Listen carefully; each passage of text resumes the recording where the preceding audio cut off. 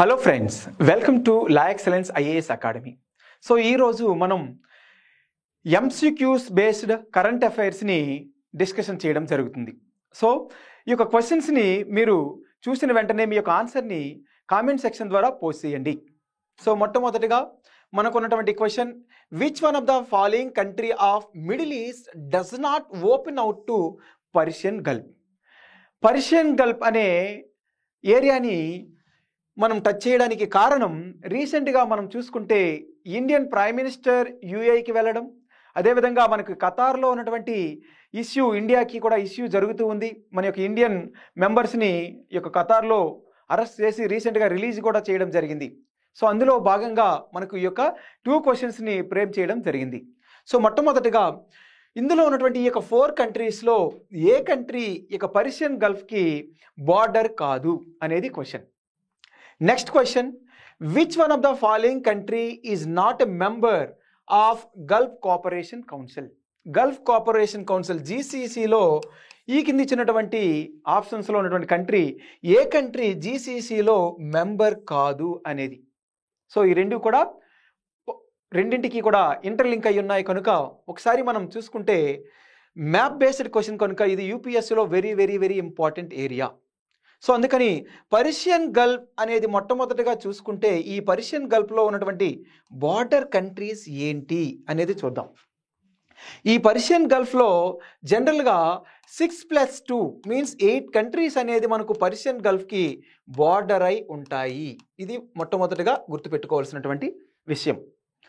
So ఇక్కడ 6+2 అంటే Iran and Iraq అనేది మనకు ఇరాన్ అనేది 2 కంట్రీస్.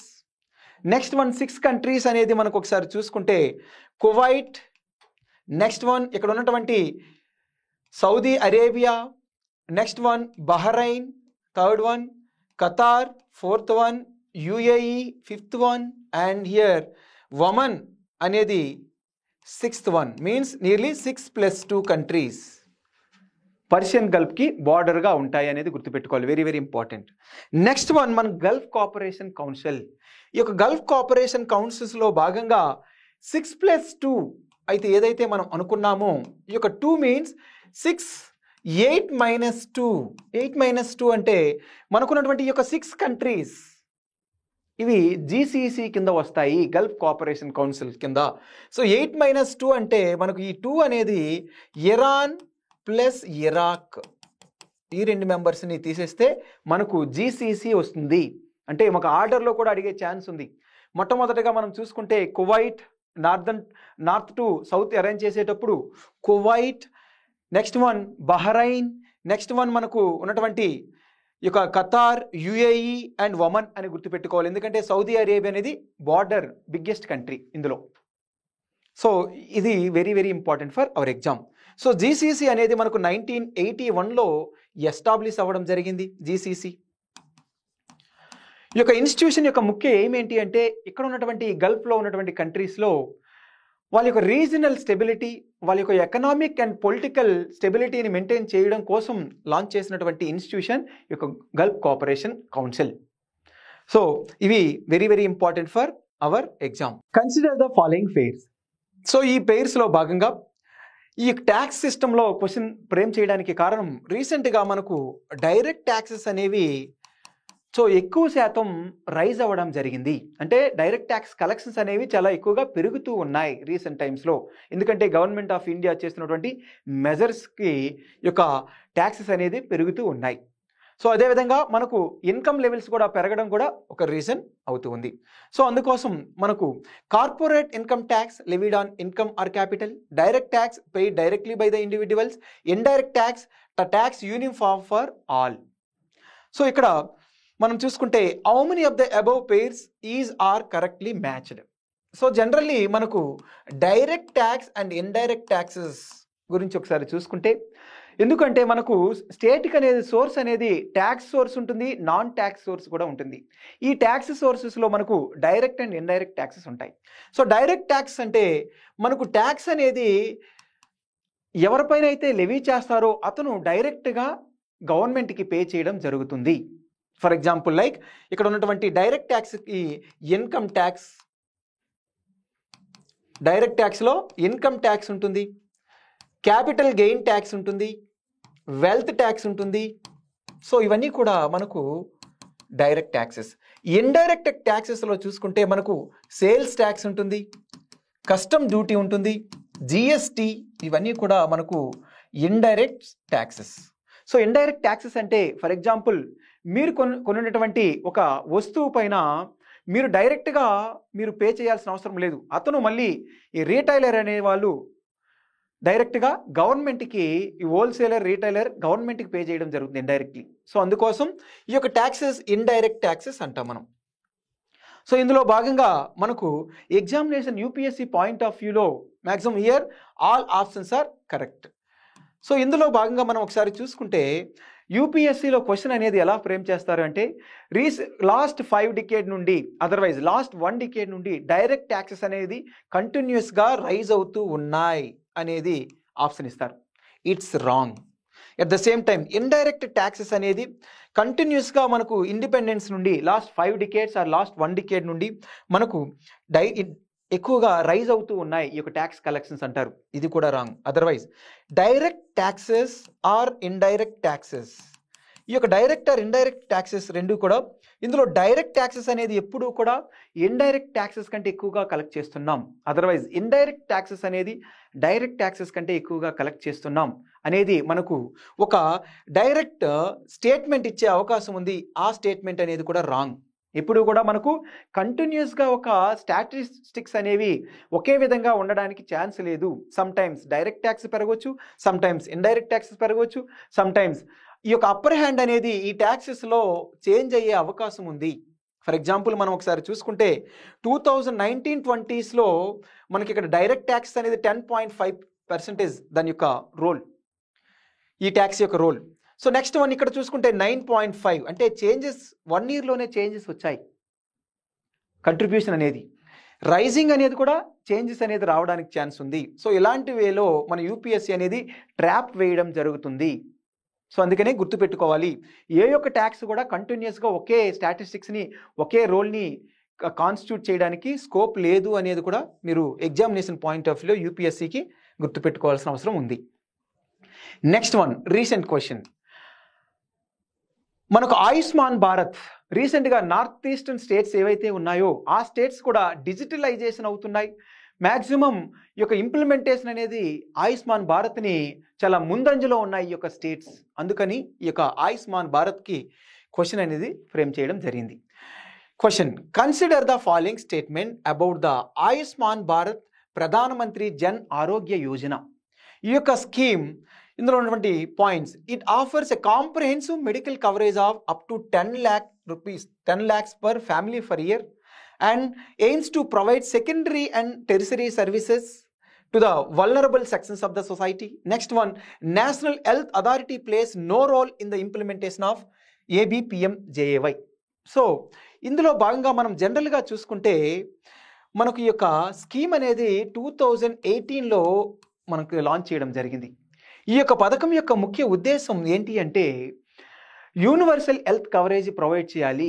సో ఆంధ్రప్రదేశ్లో ఇంతకుముందు లాంచ్ చేసినటువంటి రాజీవ్ ఆరోగ్యశ్రీ ఆ యొక్క స్కీమ్ని మనకు ఇక్కడ ఎమ్యులేట్ చేసి అదే స్కీమ్ని మనకు ఈ యొక్క సెంట్రల్ లెవెల్లో మనం ఇంప్లిమెంట్ చేయాలి అని చెప్పి లాంచ్ చేసినటువంటి ఈ స్కీమ్ ద్వారా దగ్గరగా 10 crore హౌస్ హోల్డ్స్కి ఈ స్కీమ్ని ఇంప్లిమెంటేషన్ చేయడం జరుగుతుంది. జనరలీ ఈ స్కీమ్ అనేది 5 lakhs rupees, not 10 lakhs rupees. 5 lakhs rupees అనేది ఫర్ ఫ్యామిలీ ఫర్ ఇయర్కి మనకి target. Maximum socio economic caste సెన్సెస్ని మనకి ఇక్కడ పరిగణలో తీసుకొని దాని ద్వారా ఈ యొక్క స్కీమ్ అనేది ఇంప్లిమెంటేషన్ చేయడం జరుగుతుంది. సో ఇవి మేజర్ ఇంపార్టెంట్ ఫ్యాక్ట్స్. ఇప్పుడు ఆల్రెడీ మోర్ దెన్ 1 crore అనేది hospitals, means more than 2.7 crore hospitals అనేవి ఈ యొక్క స్కీమ్ కింద రావడం జరిగింది. మ్యాక్సిమం ఈ స్కీమ్ అనేది సక్సెస్ఫుల్గా ఇంప్లిమెంటేషన్ చేయడం జరుగుతుంది. ఈ స్కీమ్ ప్రపంచంలో అతిపెద్ద లార్జెస్ట్ యూనివర్సల్ హెల్త్ కవరేజ్గా పేరు పొందడం జరిగింది.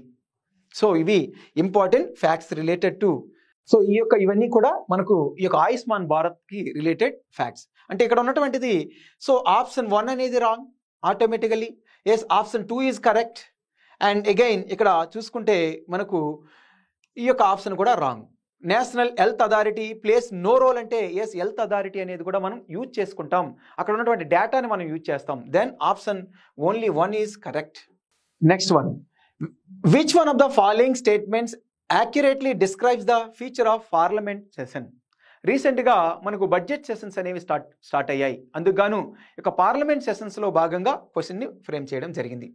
సో జనరల్లీ ఈ యొక్క first statement, it is a convened assembly of elected representatives only. Next one, the duration of parliament session is pre determined.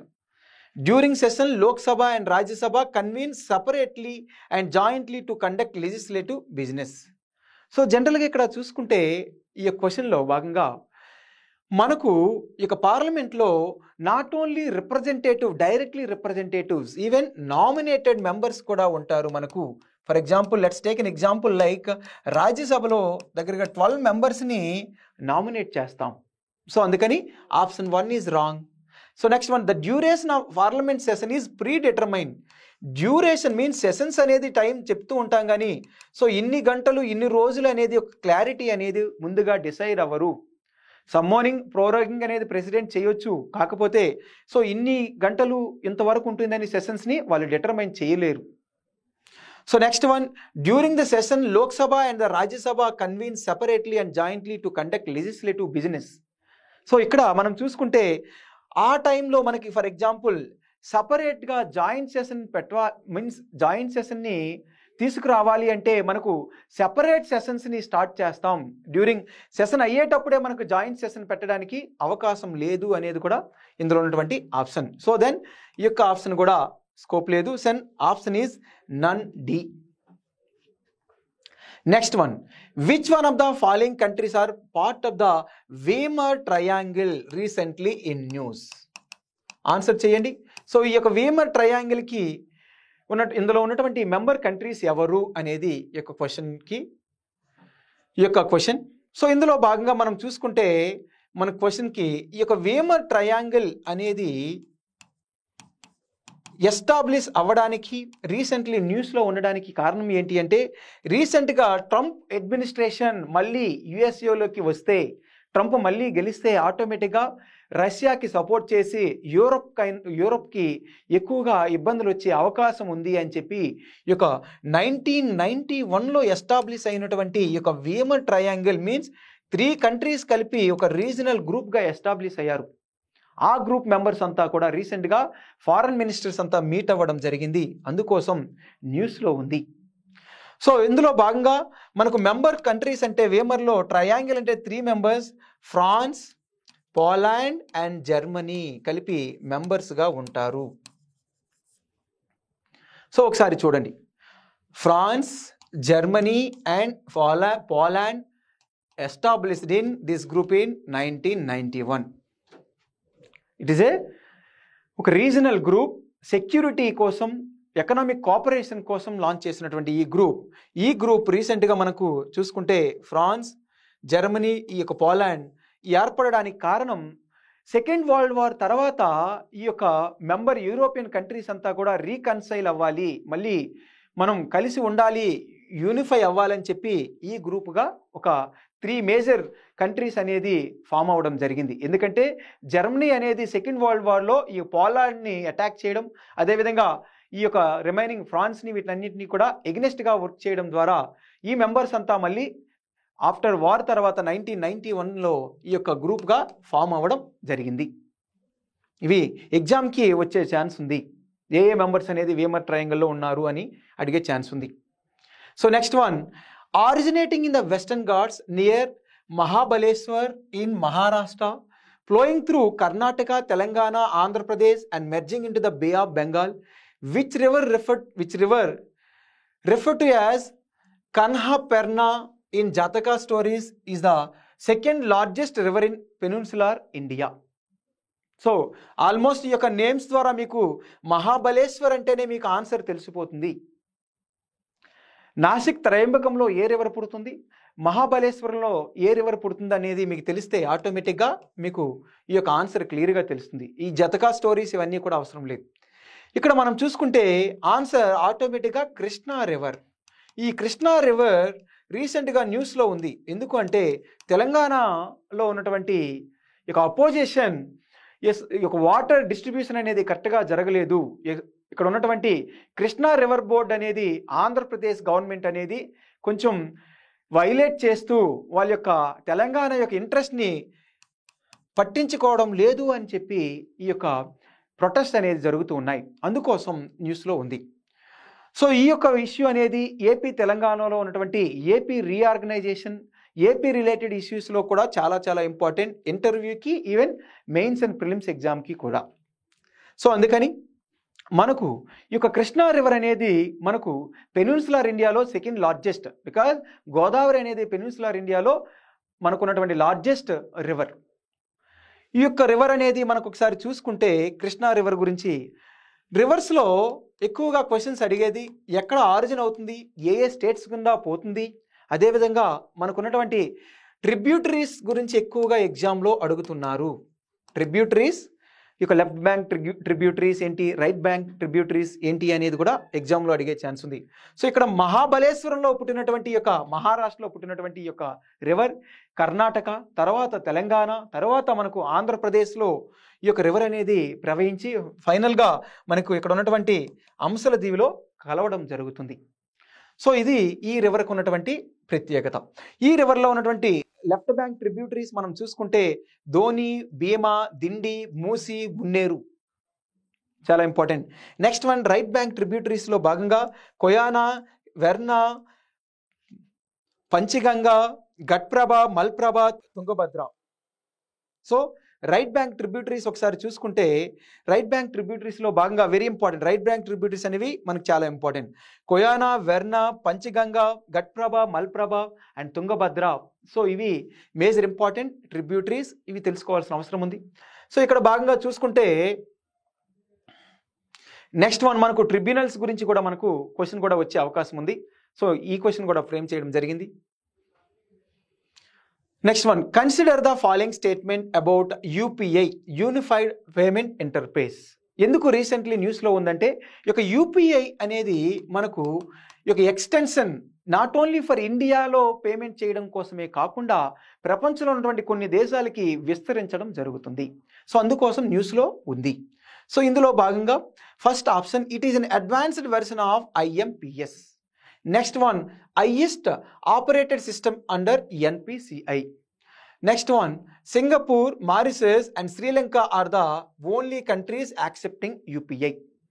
So generally మనం చూసుకుంటే రీసెంట్గా చూసుకుంటే నాట్ ఓన్లీ దీస్ కంట్రీస్ మనకు, సో ఆటోమేటిక్గా ఆప్షన్ 3 అనేది wrong, yes 2 అనేది right. Even IMPS means ఈ యొక్క ఇంటర్ బ్యాంక్ సర్వీసెస్ అనేది మనకు ఐఎంపిఎస్ ద్వారా ఇంతకుముందు ప్రొవైడ్ చేయడం జరిగింది. ఇంటర్నెట్ బ్యాంకింగ్ రిలేటెడ్ తక్కువ టైంలో దగ్గర 5 లక్షల వరకు కూడా పేమెంట్ని ఒక బ్యాంక్ నుండి వేరే బ్యాంక్కి ట్రాన్స్ఫర్ చేయడానికి ఐఎంపిఎస్ అనే మోడల్ యూజ్ చేసాం. ఇందులో ఉన్నటువంటి డిసడ్వాంటేజెస్ అంటే టైం తీసుకోవడం అవ్వచ్చు, ఇందులో ఉన్నటువంటి సర్వీస్ ట్యాక్సెస్ ఛార్జెస్ తీసుకోవడం ద్వారా మనకు ఈ యొక్క యూపీఐ సిస్టాన్ని డెవలప్ చేయడం జరిగింది, ఈ యొక్క యూనిఫైడ్ పేమెంట్ ఇంటర్ఫేస్.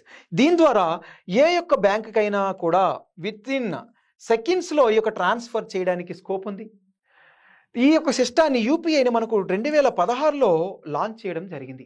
ఈ యొక్క 2016లో లాంచ్ చేసిన తర్వాత ప్రపంచంలో ఈ యొక్క మన యొక్క మోడల్ అనేది ఒక రోల్ మోడల్గా మనకు పేరు ప్రఖ్యాతులు పొందింది. సో అంటే ఈ యొక్క యూపీఐ సిస్టమ్ అనేది పేరు ప్రఖ్యాతులు ఎలా పొందింది అంటే ఈవెన్ ఒక మంత్లో మనకు చూసుకుంటే 2023లో స్టాటిస్టిక్స్ దగ్గరగా 10 బిలియన్ ట్రాన్సాక్షన్స్ జరుగుతున్నాయి ఒక మంత్కి. అంటే చూడండి ప్రపంచంలో హైయెస్ట్ ట్రాన్సాక్షన్స్ అనేది మనకు ఇండియాలో జరుగుతున్నాయి, that to because of UPI. ఇక యూపీఐ ద్వారా మనకు తెలిసినటువంటి ఈ యొక్క భీమ్, అదేవిధంగా మనకు ఉన్నటువంటి పేటిఎం, ఫోన్పే, జీపే లాంటి ఈ యొక్క పేమెంట్ సిస్టమ్ ద్వారా మనకు తక్కువ టైంలో ట్రాన్సాక్షన్స్, అదేవిధంగా ఫ్రీగా, సింపుల్గా, సెక్యూర్గా ట్రాన్సాక్షన్స్ చేయడానికి ఈ యొక్క యూపీఐ సిస్టమ్ అనేది ఎంతోగానో ఉపయోగపడింది. అయితే ఈ యొక్క యూపీఐ సిస్టంలో భాగంగా మనం చూసుకుంటే అసలు యూపీఐని డెవలప్ చేసినటువంటిది ఎవరు అనేది చూడాలి. యూపీఐని డెవలప్ చేసినటువంటిది ఒక అంబ్రెల్లా ప్లాట్ఫామ్ లైక్ ఇక్కడ ఉన్నటువంటి national payments corporation of India. ఈ యొక్క national payments corporation of India అనేది మనకు ఒకసారి చూసుకుంటే ఇక్కడ డెవలప్ చేసినటువంటిది RBI and IBA, Indian banks association. ఈ యొక్క ఇండియన్ బ్యాంక్స్ అసోసియేషన్ అంటే మనకి ఇండియాలో ఉన్నటువంటి మేజర్ బ్యాంక్స్ అన్నీ కూడా ఒక గ్రూప్గా ఫామ్ అయ్యి ఈ యొక్క రీటైల్ పేమెంట్స్ని ఈజ్ చేయడం కోసం లాంచ్ చేసినటువంటి సిస్టమే ఈ యొక్క యూపీఐ పేమెంట్ సిస్టమ్. ఈ యొక్క రీటైల్ పేమెంట్స్ అనేది పేమెంట్స్ అండ్ సెటిల్మెంట్స్ యాక్ట్ 2007 ప్రకారం ఈ యొక్క అప్లికేషన్ అనేది వర్క్ అవ్వడం జరుగుతుంది. పేమెంట్స్ అండ్ సెటిల్మెంట్స్ యాక్ట్ 2007 ప్రకారం ఈ సిస్టమ్ అంతా వర్క్ అవుతుంది. ఇది ఈ యొక్క ఇందులో ఉన్నటువంటి స్ట్రక్చర్. అదేవిధంగా మనకి ఈ కంట్రీస్ అనేది మారుతూ ఉంటాయి. ఎందుకంటే ప్రీవియస్గా మనకు ఇక్కడ 3 కంట్రీస్ అంటున్నారు, కాదు, సింగపూర్, మారిషస్, శ్రీలంక రీసెంట్లీగా మనం ఇంట్రడ్యూస్ చేయడం జరిగింది. అంతకుముందే మనకు నేపాల్, భూటాన్, యుఏఈ ఇలాంటి కంట్రీస్కి ఆల్రెడీ మనం ఈ యొక్క సర్వీసెస్ అనేది ప్రొవైడ్ చేయడం జరుగుతుంది. సో ఇది ప్రీవియస్లీ యూపీఎస్సీ క్వశ్చన్ ఆల్రెడీ ఇచ్చారు మనకు. ఇప్పుడు ఈ క్వశ్చన్ అనేది ఇప్పుడు కూడా మనకు ట్రెండింగ్లో ఉంది కనుక ఈ యొక్క ఇష్యూస్ చాలా ఇంపార్టెంట్, గుర్తుపెట్టుకోవాల్సిన అవసరం ఉంది. నెక్స్ట్ వన్, ఆల్రెడీ ఈ యొక్క వాటర్ డిస్ప్యూట్స్ అనేది very very important concept for UPSC prelims, mains and interview. So ఇక్కడలో భాగంగా చూసుకుంటే ఇందులో ఒకసారి ఈ ట్రిబ్యునల్స్ గురించి ఏ ట్రిబ్యునల్స్ ఏ రివర్స్ కోసం కాన్స్టిట్యూట్ చేయడం జరిగిందో చూడండి. మొట్టమొదటిది రావి and Beas water tribunal related to Punjab, Haryana and Rajasthan. Krishna water dispute tribunal 1 very important related to Karnataka, Telangana, Andhra Pradesh and Maharashtra. Vamsadhara water dispute tribunal so related to Andhra Pradesh and Orissa. Generally ఇందులో క్వశ్చన్లో భాగంగా మనం ఫ్యాక్ట్స్ని ఎక్కువగా గుర్తుపెట్టుకోవాలి. Small thing is Ravi and Beas rivers అనేవి మనకు రావి బియాస్ అనేది మనకు ట్రిబ్యూటరీస్ ఆఫ్ విచ్ రివర్? ఏ రివర్కి మనకు రావి బియాస్ అనేది ట్రిబ్యూటరీస్? ఎస్, ఆటోమేటికలీ ఇండస్ రివర్కి. సో ఇండస్ రివర్కి ఉన్నటువంటి ట్రిబ్యూటరీస్లో మేజర్ ట్రిబ్యూటరీస్లో ఈ రావి బియాస్ మేజర్గా మనకి ఏ స్టేట్లో మనకి ఈ యొక్క రివర్స్ ఫ్లో అవుతూ ఉంటాయంటే Punjab, Haryana and Rajasthan. So then option 1 is correct. So Krishna water dispute tribunal 1 dispute tribunal, actually ఈ కృష్ణా వాటర్ డిస్ప్యూట్ ట్రిబ్యునల్ అనేది మనకు 1969లో ఇనీషియల్గా ఈ యొక్క 1ని స్టార్ట్ చేయడం జరిగింది. 1980స్లో ఈ ట్రిబ్యునల్ యొక్క అవార్డు అనేది ఇవ్వడం జరిగింది. సో ఏ రాష్ట్రాలు ఎంతవరకు వాళ్ళు ఈ యొక్క వాటర్ని యూజ్ చేసుకోవచ్చు అనేది. ఎగైన్ మనకు ఈ కృష్ణా వాటర్ ట్రిబ్యునల్ ఏదైతే ఉందో ఈ కృష్ణా వాటర్ ట్రిబ్యునల్ 2 అనేది మనకు 2004లో లాంచ్ చేశారు. ఎగైన్ 2010లో ఈ యొక్క అవార్డు ఇవ్వడం జరిగింది. కాకపోతే ఈ యొక్క 2010లో ఈ యొక్క ఎస్టవైల్ ఆంధ్రప్రదేశ్ గవర్నమెంట్ ఏంటి అంటే సో మాకు ఈ షేరింగ్ అనేది చాలా తక్కువగా వచ్చింది, మేము సుప్రీంకోర్టుకు వెళ్ళాలి అని చెప్పి స్పెషల్ లీవ్ పిటిషన్ ద్వారా 2011లో గవర్నమెంట్ అనేది మనకు సుప్రీంకోర్టుని ఆశ్రయించడం జరిగింది. సో అదేవిధంగా ఇప్పటికీ కూడా ఈ యొక్క Krishna river water dispute tribunal 2 అనేది అవార్డు ఇచ్చినప్పటికీ కూడా ఇంప్లిమెంటేషన్లో స్టే ఉంది. అంటే ఈ రోజుకి కూడా స్టే ఉండడానికి కారణం ఎగైన్ ఇందులో ఉన్నటువంటి తెలంగాణ అనేది కొత్త స్టేట్ ఫామ్ అయింది. తెలంగాణకి షేర్ అనేది తక్కువగా వస్తుంది, వాటర్ అనేది మాకు షేర్ తక్కువగా ఉందని చెప్పి తెలంగాణ గవర్నమెంట్ కూడా ఆర్గ్యుమెంట్ చేయడం జరుగుతుంది. అట్ ద సేమ్ టైం ఈ యొక్క ట్రిబ్యునల్స్లో ఈ యొక్క 2లో కూడా మనకి జరిగినటువంటి అన్యాయం ఏంటి అంటే ప్రీవియస్గా ఇచ్చినటువంటి అవార్డులోనే మీరు షేర్ చేసుకోవాలి, కొత్తగా స్టేట్ ఫామ్ అయినంత మాత్రాన మిగతా షేర్స్లో డిఫరెన్సెస్ అనేవి రావు, మార్చం అని చెప్పి ఈ యొక్క Krishna water river dispute tribunal 2లో మనకు క్లియర్గా అందులో చెప్పడం జరిగింది. దానికోసం మనకి ఇప్పుడు ఈ యొక్క స్టే ఉంది, ఇంకా ఫైనల్ రిజల్ట్ అనేది ఇంకా రాలేదు. సో అందుకోసం ఈ యొక్క వాటర్ డిస్ప్యూట్ ట్రిబ్యునల్స్ ఏవైతే ఉన్నాయో ఇవన్నీ కూడా మనం గుర్తుపెట్టుకోవాల్సిన అవసరం ఉంది. ఎస్పెషల్లీ యూపీఎస్సీ కాకుండా ఏపీపీఎస్సీ, టీఎస్పీఎస్సీ వాళ్ళకి ఇది చాలా చాలా ఇంపార్టెంట్. సో ఓవరాల్గా వంశధార మీన్స్ రాంగ్. ఎందుకంటే 1 అనేది తెలంగాణ గురించి మాట్లాడలేదు, అంటే తెలంగాణ అనేది లేదు. Krishna water dispute tribunal 1లో Telangana లేదు, ఇక్కడ కర్ణాటక, ఆంధ్రప్రదేశ్, మహారాష్ట్ర అనేది మాత్రమే. So next one, Vamsadhara river అనేది ఆంధ్ర, ఒరిస్సాలో ప్రవహిస్తూ ఉంది. ఆటోమేటిక్గా tribunal is related to Andhra Pradesh and Odisha. Then ఇక్కడ మనం చూసుకుంటే 2 pairs మాత్రమే మనకు కరెక్ట్ ఆన్సర్. సో ఒకసారి చూద్దాం ఏంటి ఈ ట్రిబ్యునల్స్ అనేవి మన ఇండియాలో ఇప్పటి వరకు ఏ ట్రిబ్యునల్స్ ఉన్నాయి అనేది ఒకసారి చూస్తే, Godavari tribunal 1969, Krishna water dispute tribunal 1 1969, Narmada water tribunal 1969 ఇనీషియల్గా మనకు తీసుకురావడం జరిగింది. Generally inter state water dispute tribunals act 1956 ప్రకారం ఈ యొక్క ట్రిబ్యునల్స్ అనేది ఫామ్ చేయడం జరుగుతుంది. మనకు ఇంటర్ స్టేట్ వాటర్ డిస్ప్యూట్స్ అనేది ఏ ఆర్టికల్ ప్రకారం మనకు కాన్స్టిట్యూషన్లో ప్రొవైడ్ చేయడం జరిగింది, ఒకసారి మీరు ఆన్సర్ చేయండి. సో ఇవన్నీ కూడా ఈ కాన్సెప్ట్స్ అన్నీ కూడా ఆ యొక్క ఆర్టికల్తో లింక్ అయి ఉన్నాయి, చాలా చాలా ఇంపార్టెంట్. సో ఇక్కడ చూసుకుంటే మనకు అడిగేది ఏ ఏ రాష్ట్రాలతో ఈ ట్రిబ్యునల్ అనేది ఉంది, వర్క్ చేస్తుంది. అదేవిధంగా సమ్ టైమ్స్ ఏపీపీఎస్సీ రేంజ్లో అయితే మాత్రం సమ్ క్వశ్చన్స్ కూడా ఎప్పుడు స్టార్ట్ అయ్యింది అనేది కూడా అడిగే అవకాశం ఉంది. ఓకే, సో ఇవన్నీ గుర్తుపెట్టుకోవాలి. Even Kaveri, Krishna water dispute tribunal 2, next one Vamsadhara, next one Mahadayi water, ఇవన్నీ కూడా very very important for our exam. Next one ఇక్కడ చూసుకుంటే మ్యాప్ పాయింట్ ఆఫ్ వ్యూలో చూసుకుంటే మనకి ఇంకా ఈజీగా ఏ రివర్స్ ఎలా ఉన్నాయి ఏంటనేది కూడా మనకు క్లారిటీ ఎక్కువగా రావడానికి ఛాన్స్ ఉంది. నెక్స్ట్ వన్ ఇక్కడ ఇంకొక question, important question. Consider the following pairs rivers and hills. Lohit river, Sarayu river, Krishna river.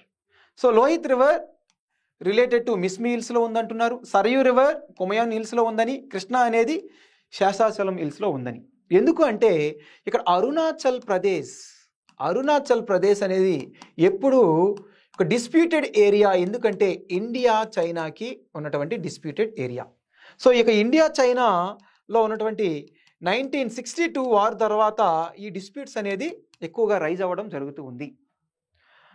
So రీసెంట్గా ఈ యొక్క లోహిత్ రివర్ దగ్గర అరుణాచల్ ప్రదేశ్లో ఈ యొక్క చైనా యొక్క ఇన్ఫ్రాస్ట్రక్చర్ని ఎక్కువగా డెవలప్ చేసి విలేజెస్ని కన్స్ట్రక్ట్ చేసి ఈ యొక్క చైనా పీపుల్ని మొబిలైజ్ చేస్తూ ఉన్నారు. అందుకోసం ఈ యొక్క లోహిత్ రివర్ అండ్ రిలేటెడ్ ఆస్పెక్ట్స్ని క్వశ్చన్గా ఫ్రేమ్ చేయడం జరిగింది.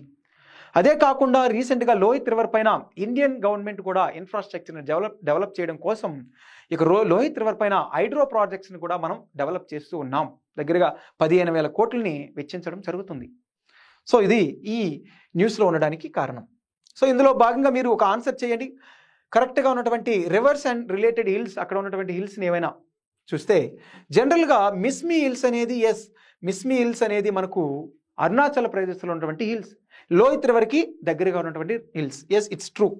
సో నెక్స్ట్ వన్ మనం చూసుకుంటే సరయూ అనేది రీసెంట్గా న్యూస్లో ఉండడానికి కారణం, మనకు సరయూ రీసెంట్గా రామ్ మందిరం ఏదైతే అయోధ్యలో కట్టడం జరిగిందో అయోధ్యకి కనెక్ట్ అయినటువంటి రివరే Sarayu river. Very very important for our exam. రీసెంట్గానే మనం ఇక రామ్ మందిరాన్ని ఇనాగ్రేట్ చేయడం కూడా జరిగింది, అందుకనే న్యూస్లో ఎగ్జామ్లో రావడానికి ఛాన్స్ ఉంది. Kumaon hills related to Sarayu. Krishna river అనేది శేషాచలం హిల్స్లో ఉంది అంటున్నారు.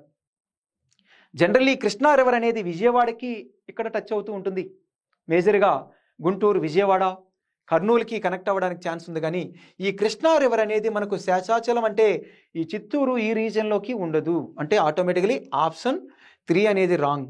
Then only 2 pairs are correct.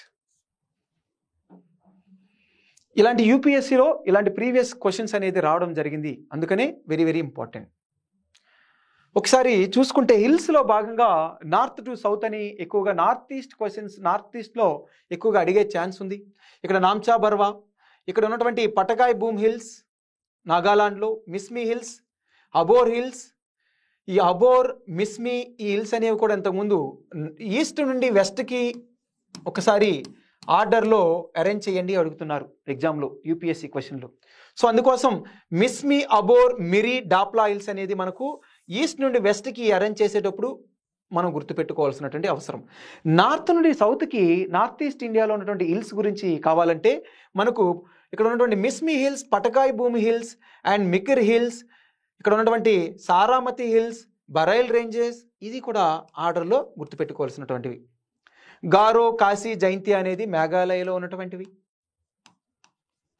Next మనకు రాజ్మహల్ హిల్స్, ఇక్కడ ఉన్నటువంటి ఇక్కడ నెక్స్ట్ వన్, ఇలాంటి హిల్స్ అన్నీ కూడా మనకు ఎగ్జామ్లో వచ్చే అవకాశం ఉంది. చాలా చాలా important for our exam. Prelims. Next one, VVPAT missions statement 1. Next question, statement 1, VVPAT missions provide a physical paper record of each vote cast, allowing voters to verify their choices. VVPAT missions electronically transmit voting data to a central server for real-time counting. జనరల్గా మనం చూసుకుంటే మనం ఈ యొక్క EVM machines ఏవైతే ఉంటాయో ఈ EVM మిషన్స్కి మనకి ఇక్కడ ఉన్నటువంటి ఒక సపరేట్ ఎంటిటీ పక్కనే ఉంటుంది. వన్స్ నువ్వు ఈ యొక్క ఓట్ని పోస్ట్ చేస్తే, ఒకసారి నువ్వు ఓట్ని క్యాస్ట్ చేస్తే, నువ్వు క్యాస్ట్ చేసిన తర్వాత నీ ఓటు పడిందా లేదా, అంటే ఒరిజినల్ క్యాస్ట్ అయ్యిందా లేదా అనేది ఈ యొక్క VVPAT మిషన్స్ ద్వారా ఈ యొక్క నీ 7 సెకండ్స్ వరకు నీ ఓటు పడిందా లేదనేది కనిపించి ఎవరికి నువ్వు ఓటేసావు అన్నీ కూడా నీకు కనిపిస్తాయి. 7 సెకండ్స్ కనిపిస్తుంది, ఫైనల్గా ఈ బాక్స్లో ఉంటుంది. దీని ద్వారా ట్రాన్స్పరెన్సీని ప్రమోట్ చేయడం కోసం ఈ యొక్క VVPAT సిస్టాన్ని గవర్నమెంట్ ఆఫ్ ఇండియా, ఈ యొక్క ఎలక్షన్ కమిషన్ ఆఫ్ ఇండియా అనేది లాంచ్ చేయడం జరిగింది. ఈ రీసెంట్గా ఈ క్వశ్చన్ని ఫ్రేమ్ చేయడానికి కారణం, ఈ VVPAT మిషన్స్, ఈవీఎం మిషన్స్ పైన అపోజిషన్ పార్టీస్ అనేది ఎలిగేషన్ చేస్తూ ఉన్నారు. VVPAT మిషన్స్కి ఈ యొక్క ఈవీఎం మిషన్స్కి ఉన్నటువంటి సింక్రనైజేషన్ అనేది చాలా తక్కువగా ఉంది అని ప్రీవియస్ రికార్డ్స్లో చూసుకుంటే ఫెయిల్యూర్స్ ఉన్నాయని చెప్పి ఈ VVPAT అండ్ ఈవీఎం మిషన్స్ కాకుండా బ్యాలెట్ పేపర్ ద్వారా పోవాలి అని ఇక అపోజిషన్ పార్టీస్ అనేది స్లోగన్స్ రైజ్ చేస్తున్నారు. అందుకోసం ఈ క్వశ్చన్ని ఫ్రేమ్ చేయడం జరిగింది. సో ఇందులో భాగంగా మనం మొట్టమొదటిగా చూసుకుంటే ఈ యొక్క VVPAT మిషన్ అనేది ఎలా వర్క్ అవుతూ ఉంటుంది అంటే, మనకు water verifiable paper audit trial, అంటే ఈ యొక్క water verifiable paper audit trial అనేది మనకు ఒకసారి మీరు ఓట్ని క్యాస్ట్ చేసిన తర్వాత ఆటోమేటిక్గా మీకు కనిపించి కొన్ని సెకండ్స్ ఉన్న తర్వాత ఎస్ మీరు కరెక్ట్గానే మీ ఓటు మీరు ఎవరికైతే పోస్ట్ చేశారనేది వస్తుంది. అంటే మీకు ఉన్నటువంటి అనుమానం పోతుంది. దానికోసం ఈ యొక్క VVPATని లాంచ్ చేశారు. జనరల్ ఇనీషియల్గా 2013లో మనకు నాగాలాండ్ బై ఎలక్షన్లో స్టార్ట్ చేశారు ఈ యొక్క VVPAT మిషన్స్ అనేది. తర్వాత మనకు ఒరిజినల్గా 100% అనేది ఇప్పుడు రీసెంట్గా ఉన్నటువంటి 2019 నుండి 2014లో జనరల్ ఎలక్షన్కి లాంచ్ చేశారు, కొన్ని ఏరియాస్కి మాత్రమే. 2019 నుండి 2019లో ఓవరాల్గా 100% VVPAT మిషన్స్ని యూజ్ చేయడం జరిగింది. సో ఇవి major important things related to VVPAT machines. ట్రాన్స్పరెన్సీని, అకౌంటబిలిటీని పెంపొందించడం కోసం లాంచ్ చేసినటువంటిదే ఈ యొక్క VVPAT అనే ఒక కొత్త initiative. Okay friends, thank you so much.